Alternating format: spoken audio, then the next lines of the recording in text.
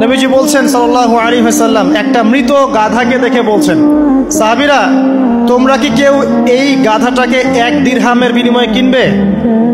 কান কাটা মৃত গলে আছে, এই গাধাটাকে কিনবা 1 দিরহাম দিয়ে?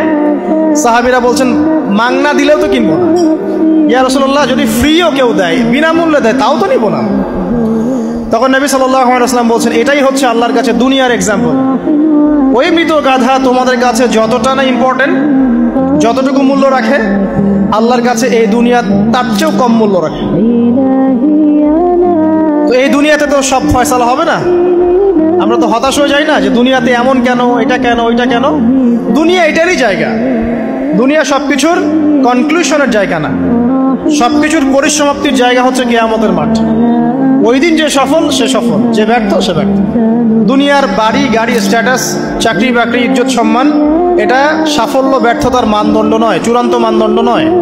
চূড়ান্ত মানদণ্ড কি? ফামান যুহজিহা আনিন নার ওয়া উদখিলাল জান্নাহ ফাকাদ ফাজ। যাকে জাহান্নাম থেকে বাঁচানো হবে, জান্নাতে প্রবেশ করানো হবে, পুলসিরাত পার হতে পারবে, এই একমাত্র ব্যক্তি সফল। সাফল্যের সংজ্ঞাটা জেনে রাখবেন, তাহলে আপনি দুনিয়াতে হতাশ হবেন না ইনশাআল্লাহ। এবার কি হলো, যখন আদম আলাইহিস সালাম সমস্ত নাম শিক্ষা দেওয়া সমস্ত নাম বলে দিলেন, এখানে নাম মানে কিন্তু খালি নাম নয়, জ্ঞান বলে দিলেন, তখন আল্লাহ রাব্বুল আলামিন ফেরেশতাদেরকে বললেন, তোমরা সবাই এখন আদমকে সিজদা করো। ওয়া ইয কুলনা লিল মালাইকাতি ইসজুদু লি আদম।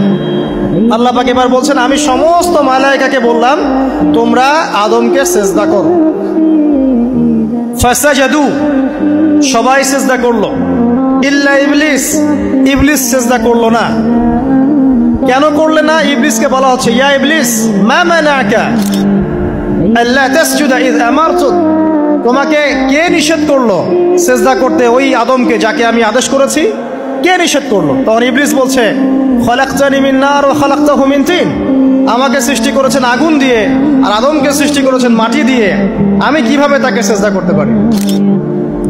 ইবলিস বলতে চাইলো যে আপনি যে বলছেন আদমকে সিজদা করো, আদম তো মাটির তৈরি, আমি তো আগুনের তৈরি, তাহলে আপনি ভুল বলছেন। নাউজুবিল্লাহ।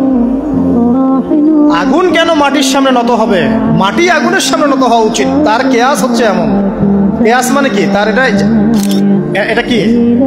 হ্যাঁ, তার এটা যুক্তি, তার এটা যুক্তি এবং দর্শন যে আমি কেন তাকে সিজদা করব? আমি তো আগুনের তৈরি, আর আদম হচ্ছে মাটির তৈরি। তো খলাকতাহু মিন নার ওয়া খলাকতানি মিন তিন, খলাকতানি মিন নার ওয়া খলাকতাহু মিন তিন। আমাকে সৃষ্টি করেছেন আগুন দিয়ে, আদমকে সৃষ্টি করেছেন মাটি দিয়ে। আবা ওয়াস্তাকবারা, আল্লাহ পাক বলছেন সে উদ্ধত হলো এবং অহংকার প্রদর্শন করলো। আর আল্লাহ পাক অনেক কিছু মাফ করে দেন, কিছু কিছু বিষয় আল্লাহ পাক মোটেই পছন্দ করেন। তার মধ্যে একটা হচ্ছে অহংকার, তার মধ্যে একটা হচ্ছে শিরক, তার মধ্যে একটা হচ্ছে অন্যের হক নষ্ট করা, তার মধ্যে একটা হচ্ছে আদম সন্তানকে হত্যা করা, তার মধ্যে একটা হচ্ছে বৃদ্ধ বয়সে ব্যভিচার করা, তার মধ্যে একটা হচ্ছে মুরতাদ হয়ে যাওয়া। ওই যে খ্রিস্টান হয়ে যাচ্ছেন না, খালি মরেন তারপর বুঝবেন, খালি মালাকুল মউত আসুক তারপর বুঝবেন। আল্লাহ রাব্বুল আলামিন বলছেন তার রাসূলের মাধ্যমে, কেউ যদি সাক্ষ্য দেয় আল্লাহ ছাড়া কোনো মাবুদ নাই, মুহাম্মদ সাল্লাল্লাহু আলাইহি ওয়াসাল্লাম শেষ নবী, ঈসা ইবনে মারইয়াম আল্লাহর প্রেরিত নবী, আল্লাহর পুত্র নন, জান্নাত সত্য এবং জাহান্নাম সত্য, এই 5টা বিষয় যদি কেউ সাক্ষ্য দেয়, ইনশাআল্লাহ সে জান্নাতে যাবে, তার আমল যেমনই হোক না কেন।